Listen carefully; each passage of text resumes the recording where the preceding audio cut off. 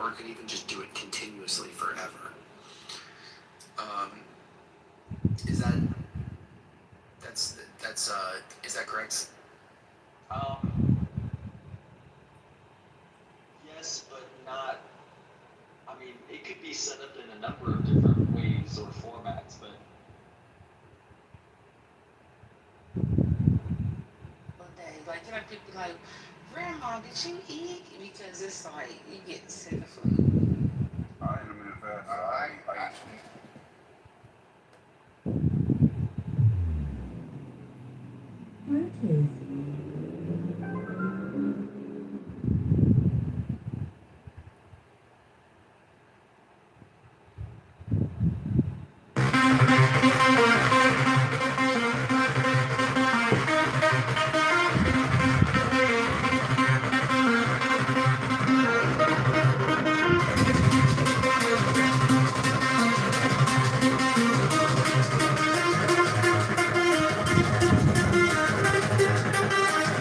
Spiritual, Max's the sense, Francis the saint, and the thing loved.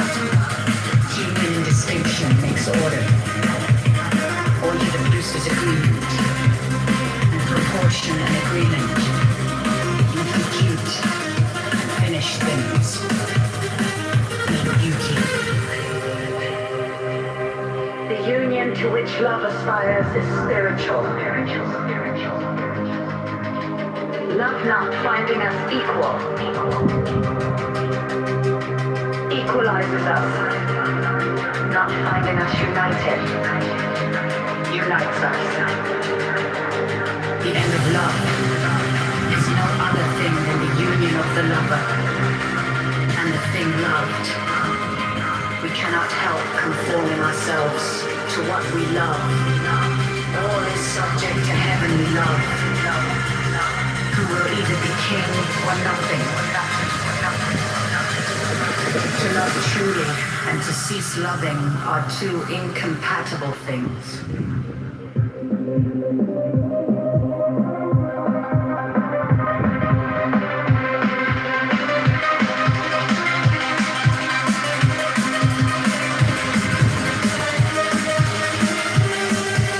Chaste and holy. Fear is a reverence, a love and respect, free from all that is servile or mercenary. Love desires secrecy.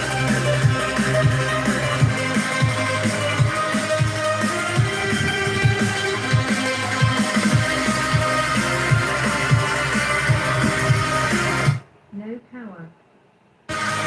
What? This shit ain't charging it?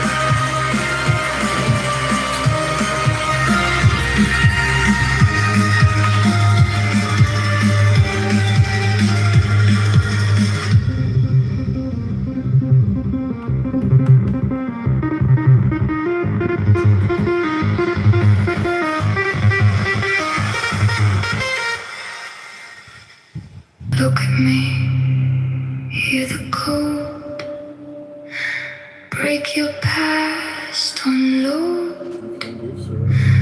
Close your eyes, breathe my sound, lose yourself, now you're found.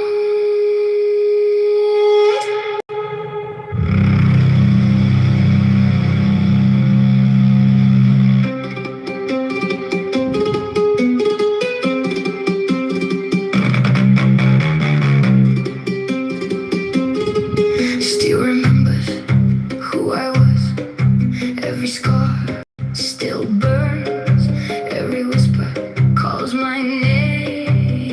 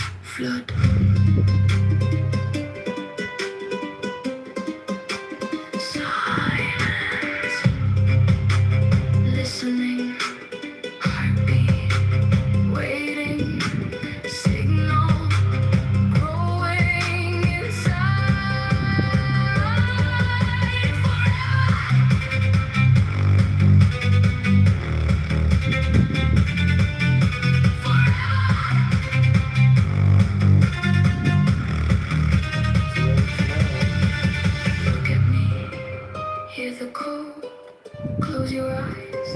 I'm alone. Broken body, move as one. Old world fading, new is come. Concrete pulse, never dies. Still reflection, open eyes. No escape, no return. Only signal, only burn. I become every sound. You become underground.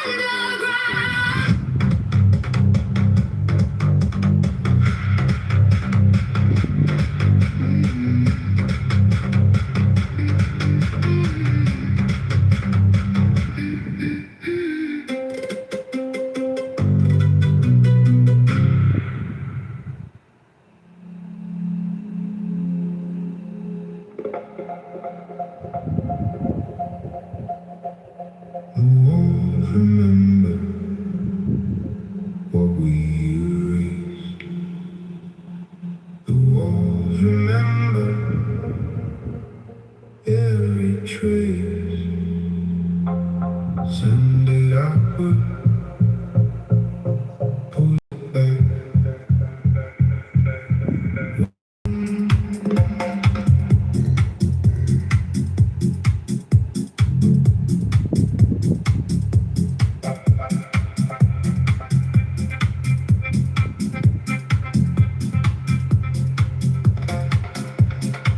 Red like cotton, concrete rain, low frequency pressure through the train. Your voice returns from underground, split into fragments, circling round. Push the signal, break the pattern, let it vanish, bring it back.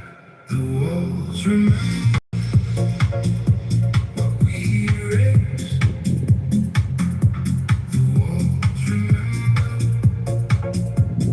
every trace. Mr. Mayor. Send it out, pull it back. It's gonna be a sugar daddy. One more signal through the black. Send it, return it, cut it, repeat it. Wall to wall, room to room, the signal moves.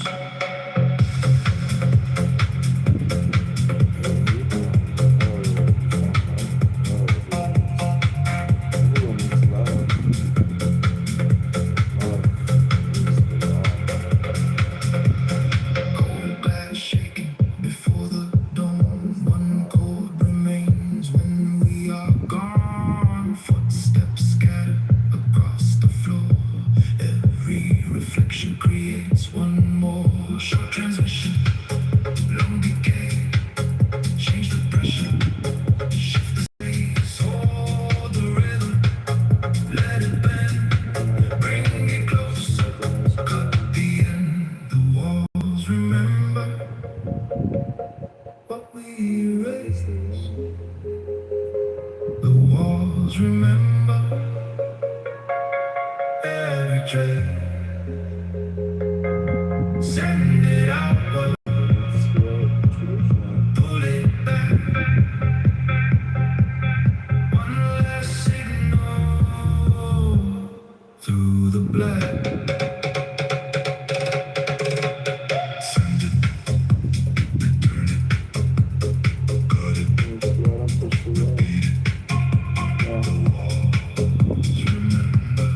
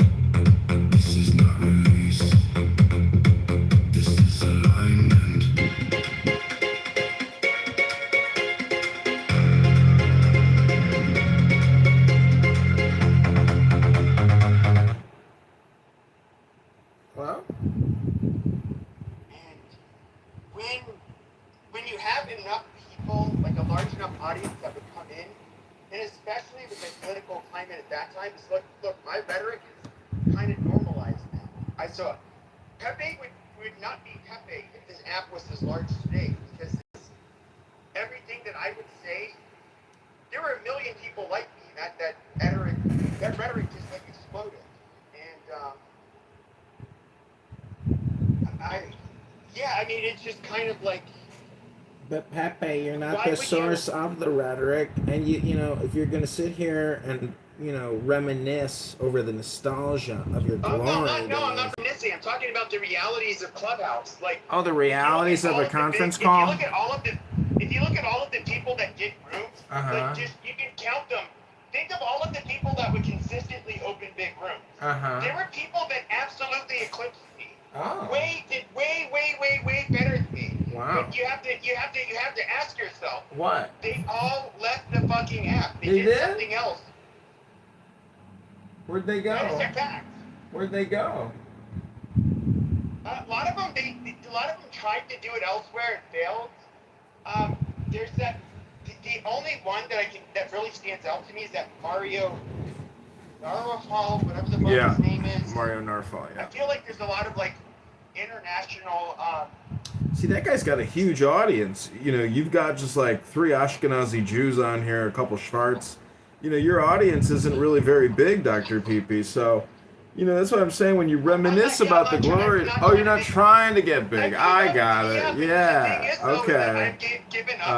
You gave up. So like when it comes to trying to hold these big stages, that was a relic of the past. A relic. Certain conditions that existed. A past relic. After the pandemic, that is not something that almost all of the people that would be able to open these big rooms. That is because of certain circumstances that existed. Really? At one point in time, like that is. Whoa. To be honest, like I'm not. Is that a fact? Do you have to say that's the? Is that a fact? And is this? I think so. Yeah. Do you have a house or like? I mean, Yep. what's your subject matter expertise, Dr. PP? You know that I've said this since the beginning. What? I've said this since the beginning. Do you remember how people would be dick sucking to be like, you could be the next Ben Shapiro or something? Really? You were labeled the next Ben Shapiro? Dr. Adams. Hold on. Oh, Dr. Dr. Adams. Okay. Hold on. He would say this in particular. Now, obviously, he's more intelligent than I am. I would say. You think he's more intelligent than you? Obviously. Well, by how much? Like 10%? 30%? 100%? By a good bit. Now, if you look at somebody who graduated from Harvard Law and you're the top of his class, you're already alienating like what? About to 1/1000th of the population at a minimum. Probably closer to 1/150th of 1,000. Yes, he's a much more gifted individual, but especially verbally. Really? Yeah, he's far more gifted, and when it comes to doing something like. But what about the work ethic? The amount of time that you guys spend here. Hold on. He's clearly much more gifted orator than I am. Orator? Gifted orator? Yeah, obviously. Obviously. But anyways, they were saying this shit, and when it came down to it, Uh-huh. what I would say to them back then was that, well, the reality is, like when it comes to me, I will not listen to, for entertainment, anybody that is not generally an expert at something. Really? I'm not an expert at anything. Really? And so I always knew that would Time be, wasting. You that could would be that you would- could be labeled an hold expert on, time hold on. waster. Now, you do get like the people like Andrew Tate. You do get the people like, hold on.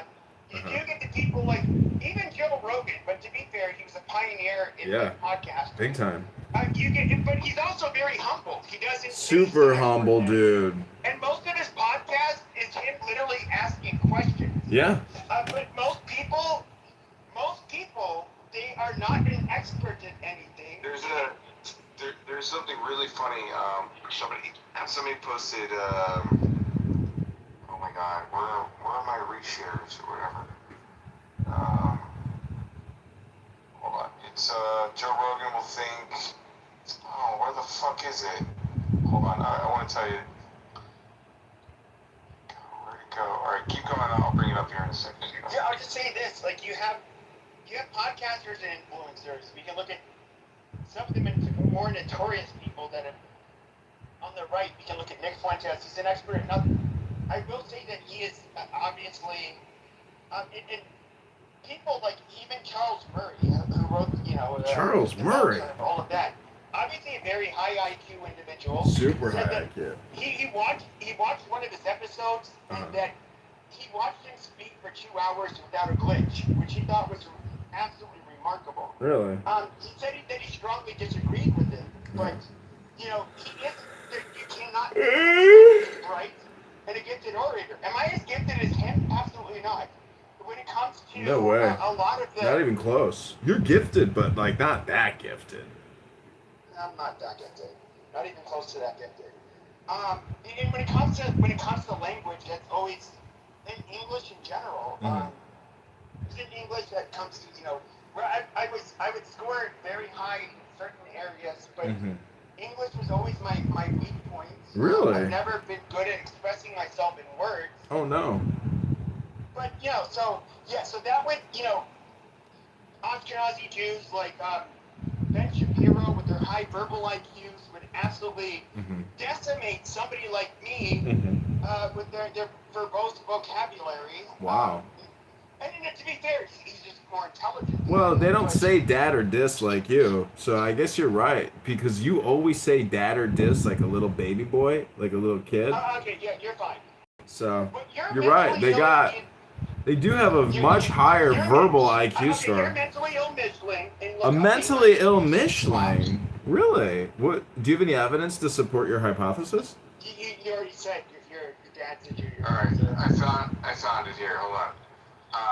Okay, so this is from Reddit from a long time ago. It says that Joe Rogan is like bringing up slightly nervous scholars and magicians to come before him and explain how the world works.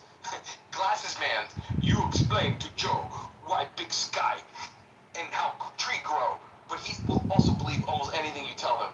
And only recently, in the past few years, does he clap back like, Tiny Man says, otherwise do you lie to Joe?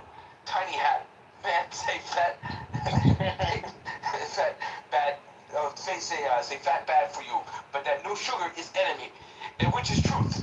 Joe thinks you're wrong, and people would go nervously like, oh, yeah, I guess so. And Joe spends many moons on horseback training with bow and sword, and Joe wonders why sky fire rise in the mountains every morning. You explain this to Joe.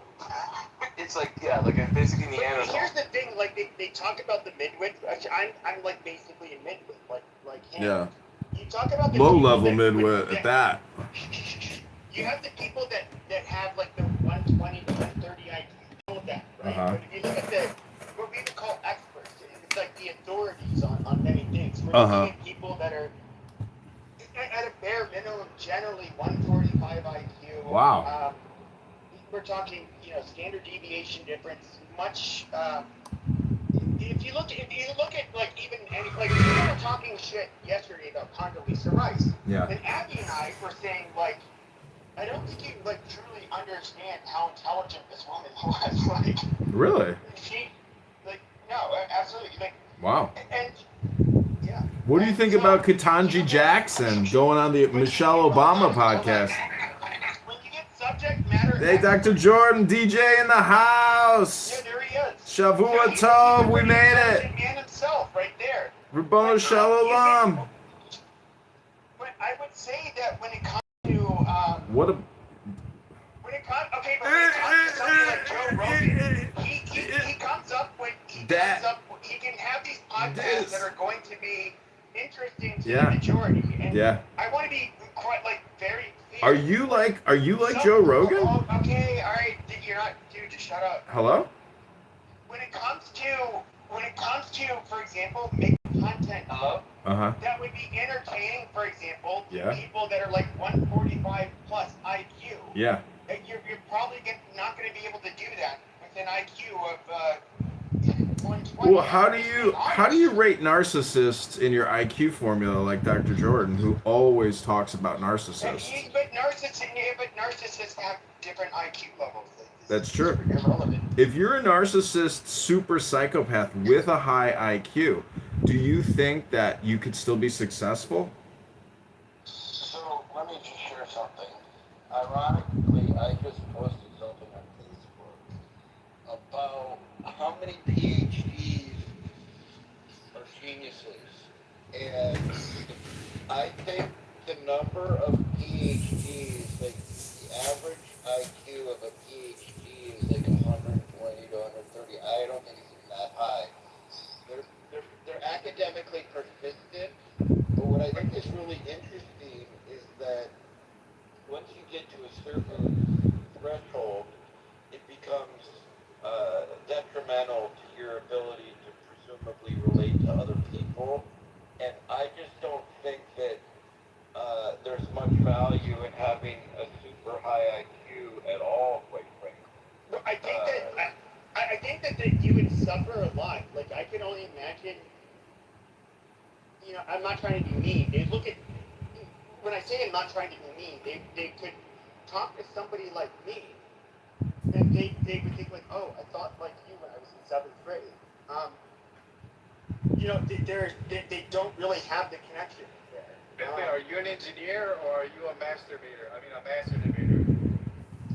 Both master debater and Okay, so if we were to speak on tungsten, cast no, iron, I'm not an aluminum. engineer. I said masturbator and master debater. No, I'm not an engineer. Oh, you're both. Okay. Masturbator. Okay. The rest of the case. So, oh, go ahead. Sorry. no, you can go ahead. So this guy that I mentioned, one of my I had several graduate classes. Some of them lost tenure. Some of them were really successful. There was probably one out of 6 of them. I think there were 6 or 7, 8, who was probably a genius. He was the least successful, and I think it really got in his way. Like, he was so quirky and so thought so differently than people that it totally just kind of sabotaged him. And I don't have any way of proving that, but it was really, really weird. But do you think that would be like a lonely, miserable existence? Like, I've thought about. I'm like, well, he wasn't quite like the Unabomber, but this guy was a party. Like, this guy actually. So